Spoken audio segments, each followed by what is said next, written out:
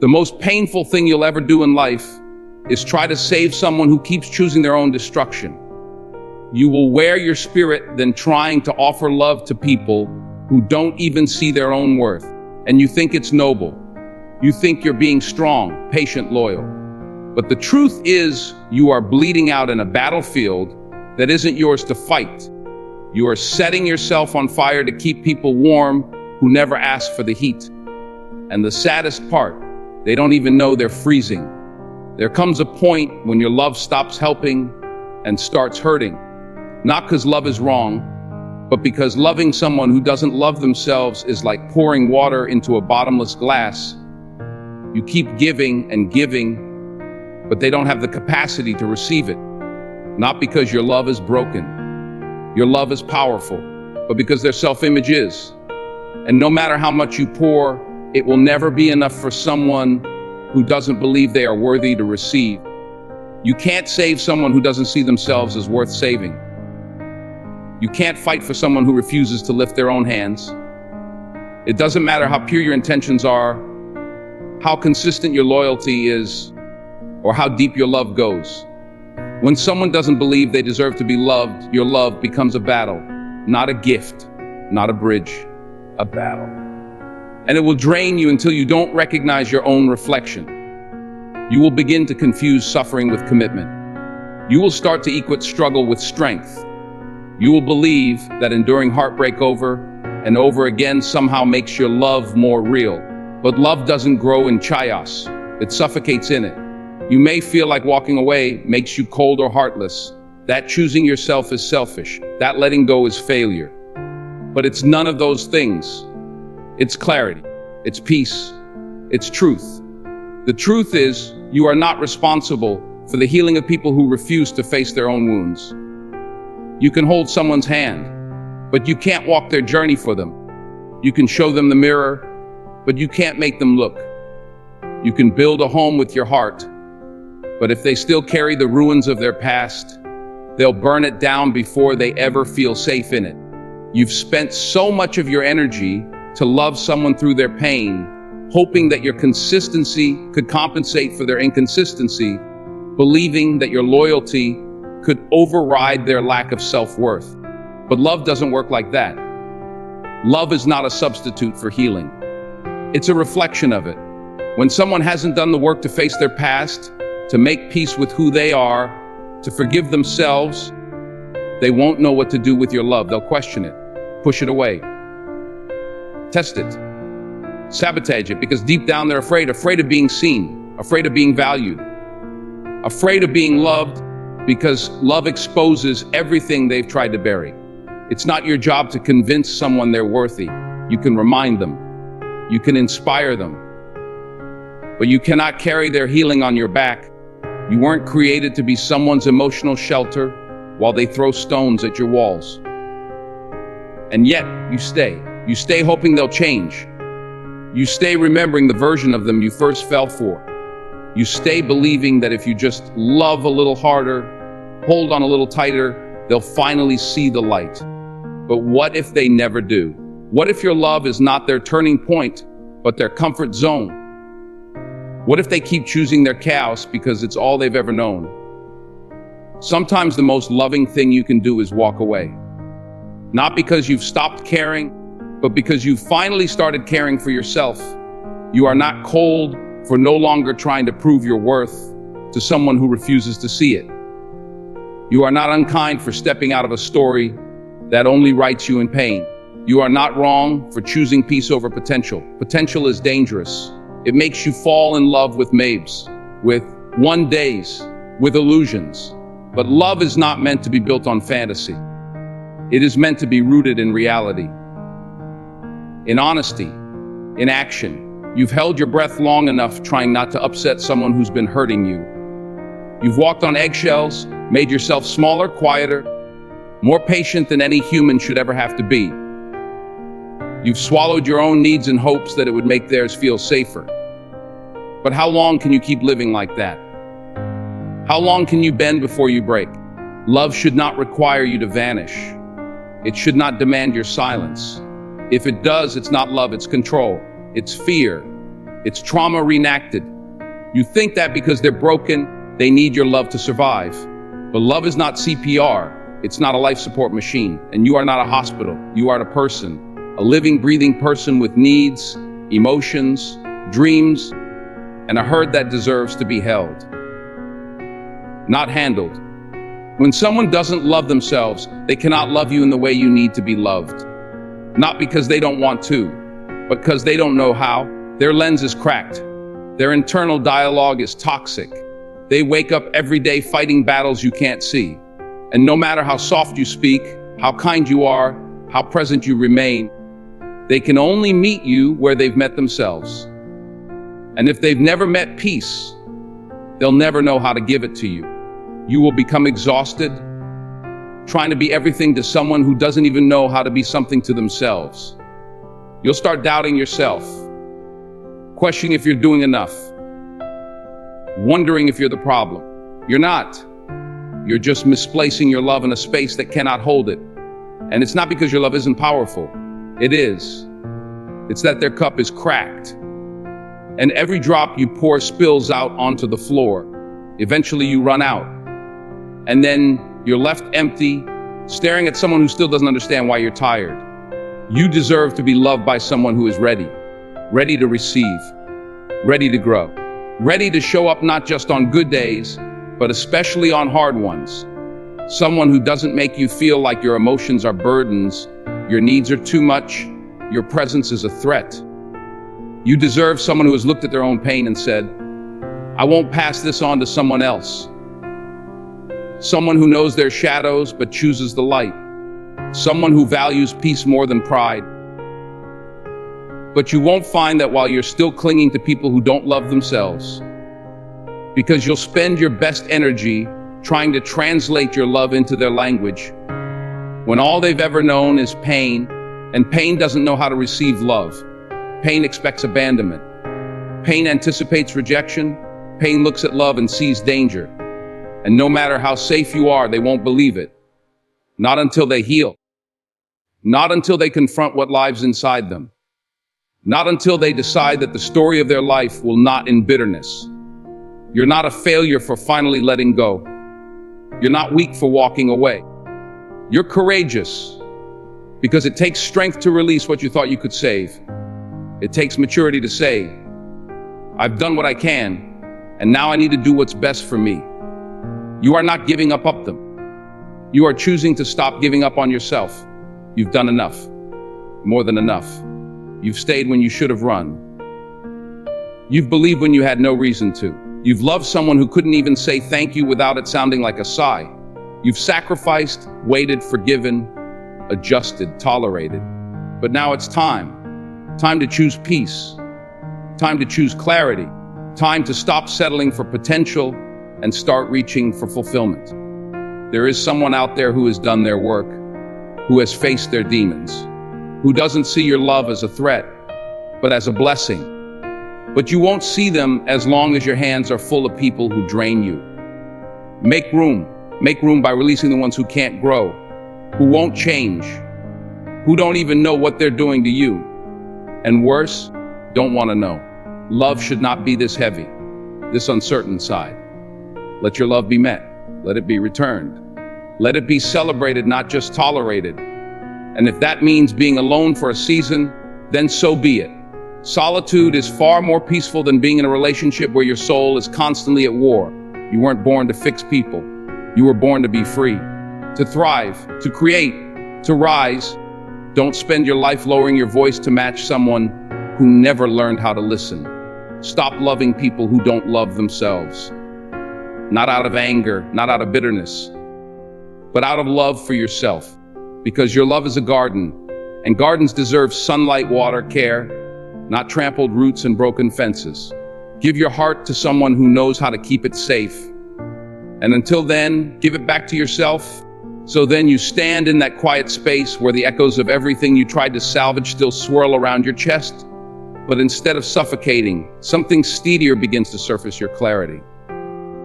Not sudden, not loud, just arising within you that feels different than the pleading, the proving, the persistence you've confused for intimacy. What awakens now is choice. not reaction, not fear, not habit. A real, rooted decision to stop placing your well-being on a scale weighed down by someone else's chaos. That kind of heaviness is never yours to carry. What you're stepping into now isn't detachment. It's alignment. Because deep down, you've known for too long that your spirit has been stretching itself to match patterns that don't fit your soul. You've smiled through silent agony, nodded when you wanted to scream, extended your patience far beyond what was ever reciprocated. And now all of that tolerance has matured into a lesson, one that doesn't require bitterness to be real, just self-respect. There is no badge for surviving emotional vacancy, no trophy for enduring inconsistency. Yet, you wore your sacrifices like armor. You thought being unshakable meant you could handle anything, even abandonment disguised as closeness. But that isn't strength. Real strength isn't proven through suffering. It's revealed through surrender.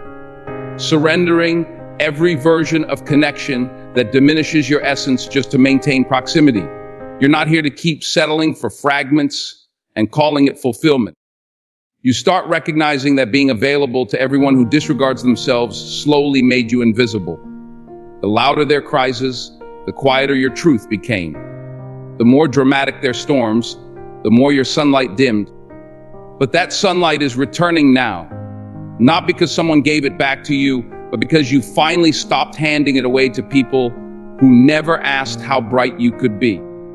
There's a gentleness in refusing to bend anymore, not out of resentment, out of wisdom. Because something shifts when you finally grasp that peace isn't something you beg for. It's something you protect, not through walls, but through standards, through honoring your rhythm, through no longer justifying chaos under the label of commitment. The ones who truly see you won't force you to explain your value. You will notice something powerful in this new rhythm. You begin breathing deeper, not because the noise stopped, but because you no longer reach into the noise, hoping to find meaning there. You stop looking for signs in confusion. You stop hoping for magic inside dysfunction. You stop mistaking loyalty for love when all you're doing is staying present in someone else's absence. That was never mutuality. That was you doing both halves. And now that you're no longer trying to decode emotional riddles from someone who hasn't even deciphered their own narrative, something shifts in your own voice. You speak clearer, with no undertones of desperation. You move without announcing your worth to anyone who never recognized it when you were most vulnerable. You release the compulsion to chase what keeps escaping, not because you lost faith in humanity, but because you reclaim faith in yourself. This reclamation doesn't roar. It whispers. It speaks softly through your boundaries, your decisions, your silence. You're not avoiding connection. You're unlearning confusion. You're no longer welcoming uncertainty disguised as romance, friction disguised as chemistry, volatility disguised as passion. Because now you understand, real intimacy doesn't keep you guessing. Real depth never needs rescuing. There's grace in the space you now occupy. A grace born not from perfection, but from evolution. You're not bitter, though you could have been. You're not cynical, though life gave you every excuse to be. You're simply no longer compromising your alignment to match someone else's avoidance. Because when someone disregards their own identity, their presence in your life becomes stable, no matter how charming their moments may seem. Charm doesn't equal capacity. What you're cultivating now isn't isolation, it's discernment. You can still care deeply. You can still offer warmth. But now, your warmth has discernment. You know where to pour and where to pause. You know that being generous with your compassion doesn't mean abandoning your discernment. You can extend grace without enabling harm. You can hold space without losing your own. That's what changes everything. Suddenly, peace becomes magnetic, not because life stops being difficult, but because your participation in unnecessary difficulty ends. You no longer audition for closeness. You no longer campaign for reciprocity. The people who belong in your life won't treat your depth like an inconvenience. They won't need repeated explanations just to understand the basics of consideration. You no longer anchor your worth in what you can endure. You anchor it in what you now choose to allow. You'll begin to attract what honors your current frequency, not because you begged for it, but because you've aligned your environment with your inner clarity. And when that happens, miracles don't feel accidental, they feel aligned. Growth doesn't feel exhausting, it feels freeing. You finally understand that true connection doesn't require performance. It welcomes presence. Your tears don't need translation. Your needs don't need negotiation. Your love doesn't need to be proven. It simply needs to be received. And in that realization, there's no revenge, no punishment, no grand closure speech, just peace. You stop wishing they would change. You stop hoping they'd call. You stop rereading what was never real, because you finally shifted from survival to self-possession. No more living in limbo. No more investing in someone's unhealed parts, hoping your devotion will transform their denial into revelation. That's not your role. That was never your burden. You don't need anyone to understand your release. You don't owe explanations for your freedom. The ones who misunderstood your love wouldn't comprehend your liberation either. So you let go. Not because you stopped believing in transformation, but because you recognize that transformation requires participation, and you were the only one participating. Now your silence speaks volumes. It's no longer filled with fear. It's filled with alignment. You don't reach back into the past hoping to find a version of yourself you already outgrew. You don't revisit pain disguised as purpose. You keep walking, not away from someone else, but toward the version of you that finally understands their capacity.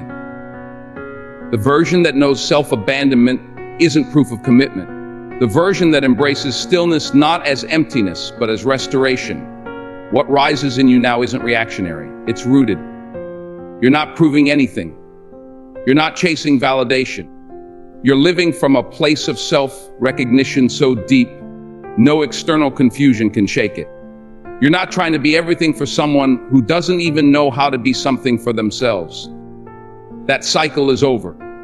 Not because you're angry, because you're ready. Ready to embody fullness without apology. Ready to receive without earning. Ready to be witnessed without shrinking. And when you start living from that place, the world responds differently. You stop drawing in people who take advantage of your empathy. You stop repeating the cycle of giving to those who only take. You stop calling exhaustion love and start calling alignment home, because the truth is, your presence was never the problem. Your love was never too much. Your expectations were never unreasonable. You were simply offering rare beauty to someone unable to see their own. But now you see you, and that changes everything, not immediately, not perfectly, but steadily. And as you walk this path, grounded in wholeness rather than need, you'll realize something unshakably: nothing real ever requires you to betray your essence to keep it. What stays, stays with grace. What grows, grows with care. What loves, loves without destruction. Anything else is a lesson, and you've already learned it. So you keep stepping forward, not as escape, but as embodiment.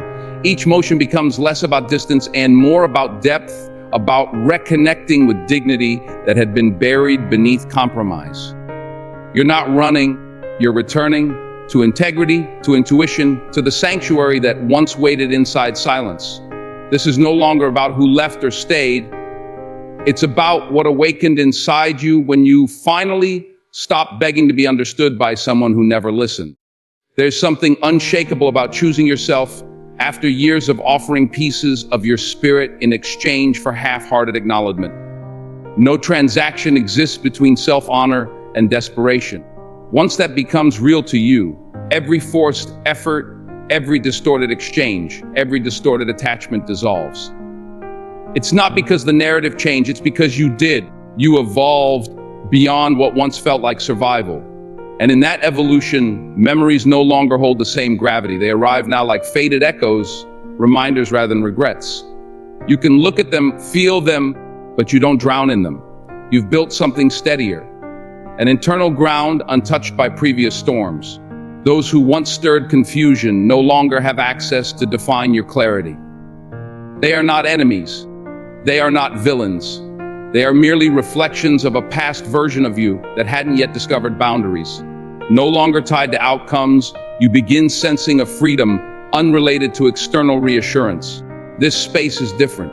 You're not waiting for closure, replies, reactions. You're not searching inboxes, decoding silence, attaching significance to absence. You've become your own answer. You've written truth across your ribs and called it home.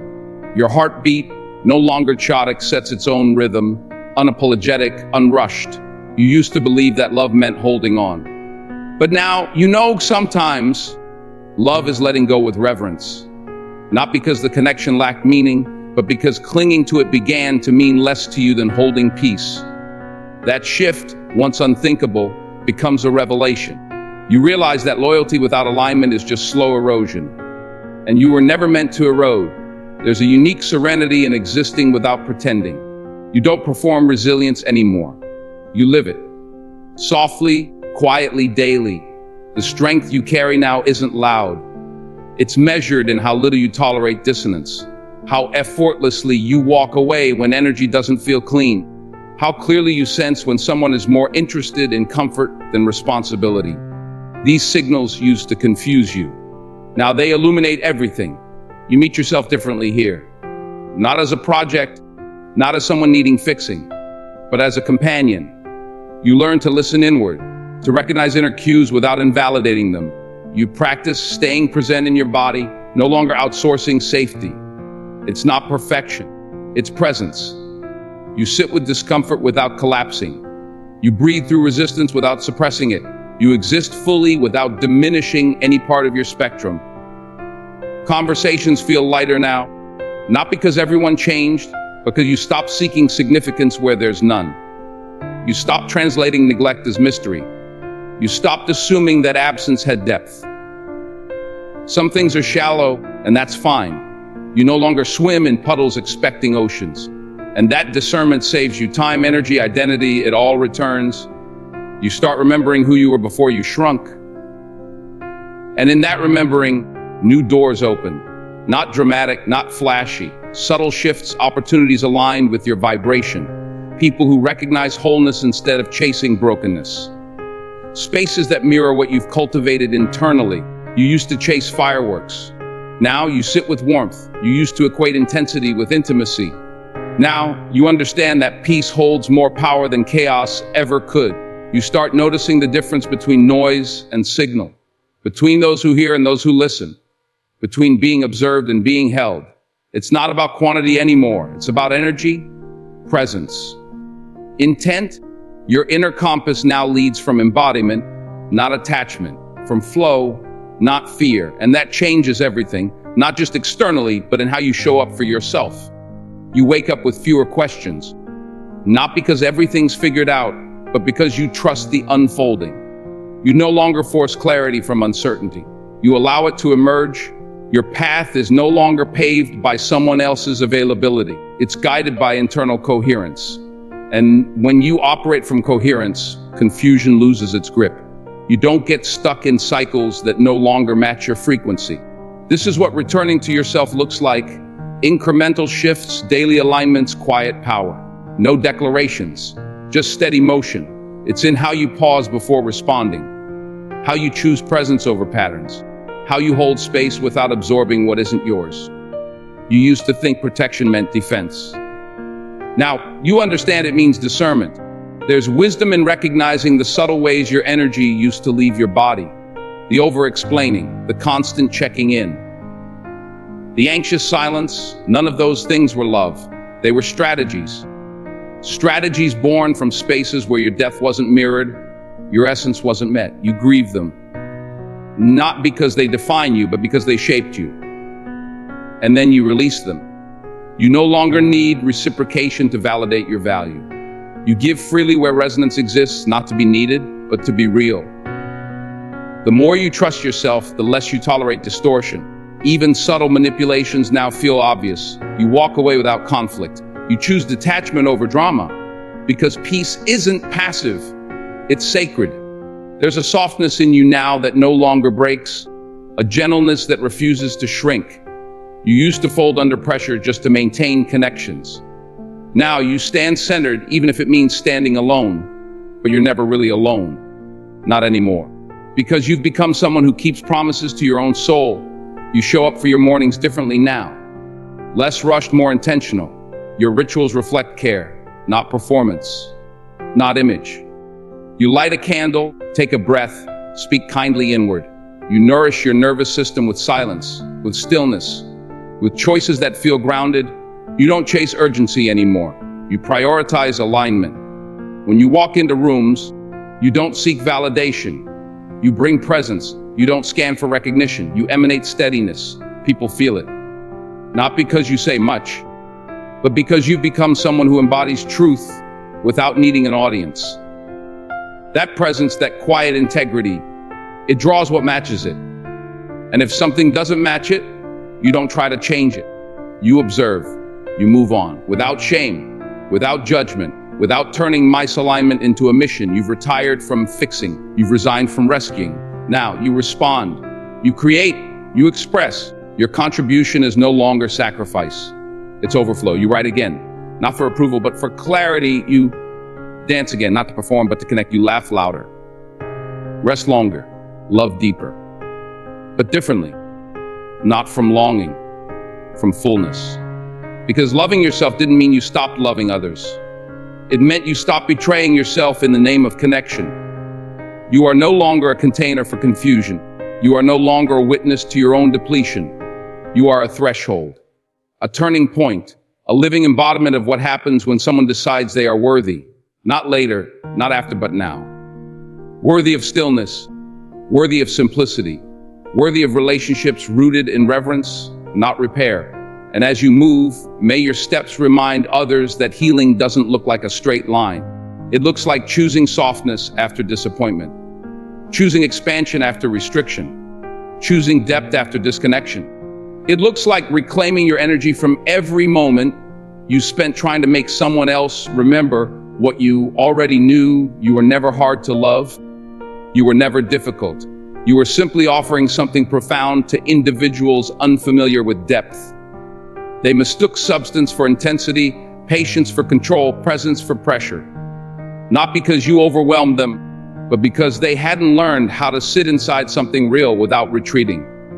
And yet, despite all of that misunderstanding, you kept opening your chest like it was a hallway, hoping someone would walk in and treat it like sanctuary instead of storage.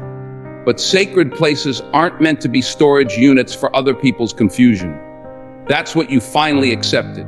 You stopped volunteering your soul as a holding space for uncertainty. You stepped away from dynamics built on your silence, dynamics where your insight was dismissed, your stability exploited, your softness mistaken for naivety. There's nothing naive about love rooted in truth. What's naive is believing someone's chaos must be your calling. What you've come to see is that devotion isn't about endurance. It's about awareness. Aware of when energy exchanges feel uneven. Aware of moments you leave interactions feeling smaller.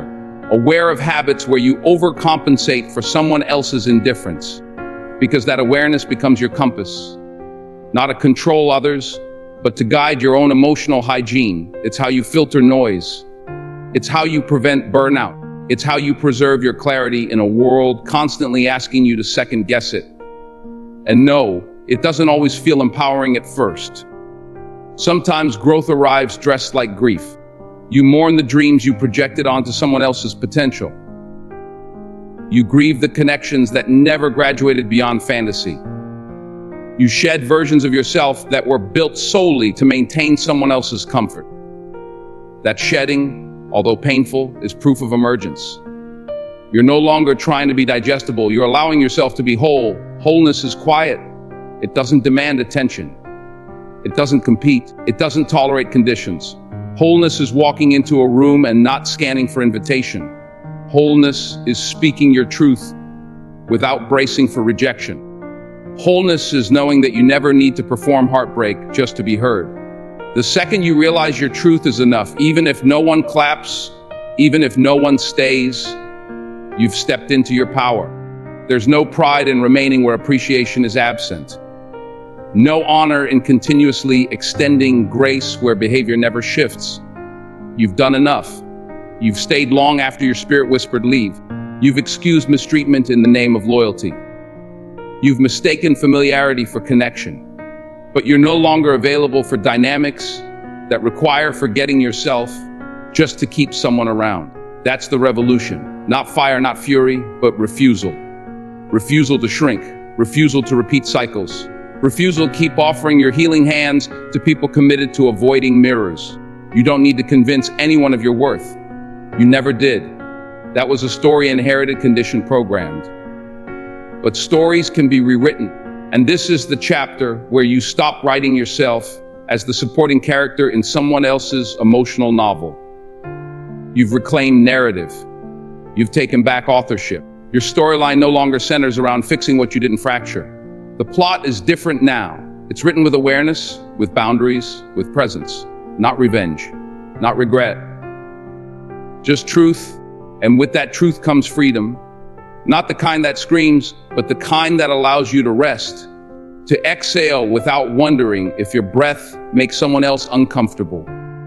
You no longer carry emotional debt from relationships that only made withdrawals. You've cleared that account. You've forgiven where needed, not to let others off the hook, but to release the hook from your own chest.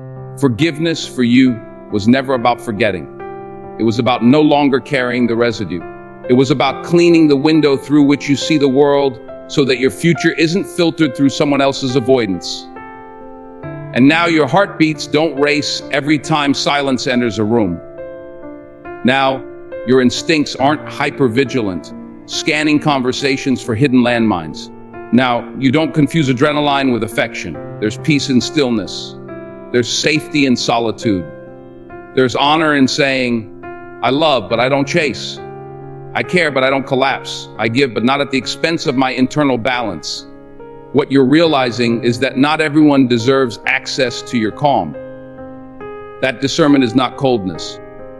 That removing yourself from environments that dismiss your presence isn't abandonment. It's alignment. You don't need to make everyone comfortable with your growth. You don't need to hold yourself back to protect someone else's ego. Your evolution isn't aggression. It's necessity. And as you move through this world, you do so differently. Not guarded, not jaded. Clear. You ask different questions. You observe instead of assume. You choose people who demonstrate, not just declare. You lean toward energy that feels reciprocal, grounded, safe, not performative intensity or emotionally unavailable breadcrumbs. Your heart, once scattered, now has direction. It knows the difference between hope and harmony. There's no longer a desire to be everything for everyone. That weight was never sustainable. You've stopped molding yourself into palatable versions to be more likable. You've stopped sacrificing your silence to fill voids that aren't yours. You've stopped turning yourself into medicine for those unwilling to take responsibility for their healing. Healing is not a partnership. It's a personal journey. You're allowed to choose interactions that feel nourishing. You're allowed to say no without defending it. You're allowed to protect your time, your space, your energy, your emotions. That isn't selfish. That's sacred stewardship. And now that you understand that you no longer chase validation from those whose love was conditional, you're building something purer, internal security. Security that doesn't wobble when others pull away. Security that doesn't rely on endless reassurance. Security that doesn't fragment under disapproval. You've come home to yourself, and that home isn't built on praise. It's built on presence. You don't need to be chosen by others to choose yourself. That's the lesson life kept whispering until you finally heard it. And yes, some may call it distant. Some may label it aloof. But you're not here to be understood by everyone. You're here to live in harmony with your own truth. That harmony isn't loud. It doesn't need external agreement. It simply requires honesty, accountability, and consistency. You give those things to yourself daily now, without negotiation. And in doing so, you become magnetic, not because you try, but because people can sense when someone is whole. They may not know what shifted, but they feel it. Your presence is different now. It invites clarity. It dissolves illusions. It's less about the noise you make and more about the peace you embody. The way you listen, the way you stand tall, the way you say yes without guilt and no without explanation. There are still tender moments, of course. You are human. You feel. You remember. You revisit old chapters on rainy afternoons and sometimes wonder what could been. But those thoughts don't hold you hostage anymore. They pass through, like clouds across a steady sky. They don't define your weather. They don't direct your movement. You honor them without becoming them. Because now you know love is not pain. Attention is not affection. Drama is not devotion. These truths live in your body now. They move through your voice, your gesture, choices. You carry them everywhere, not as defense, but as wisdom. The kind of wisdom that only comes from letting go of what once felt impossible to release. And you are still becoming. Not better, not fixed, just more aligned. More gentle with yourself, more deliberate with your steps, more anchored in your purpose. You don't need to rush the process. You're not behind. You're not lost. You're simply unfolding, layer by layer, moment by moment, breath by breath. For this long-form keynote series, each piece is intentionally written without a formal conclusion to preserve the immersive, continuous tone you've asked for. The absence of a closing allows each keynote to flow seamlessly into the next, creating a daily rhythm that feels reflective and ongoing, exactly the way deep inner work unfolds in real life. However, if you'd ever like a final keynote that wraps the entire series with an emotional and spiritual crescendo, something that feels like a closing chapter, I can craft that specifically for you. Would you like Keynote 5 to start now from where Keynote 4 ended, or would you prefer a final summary style keynote to conclude the full message of the series so far?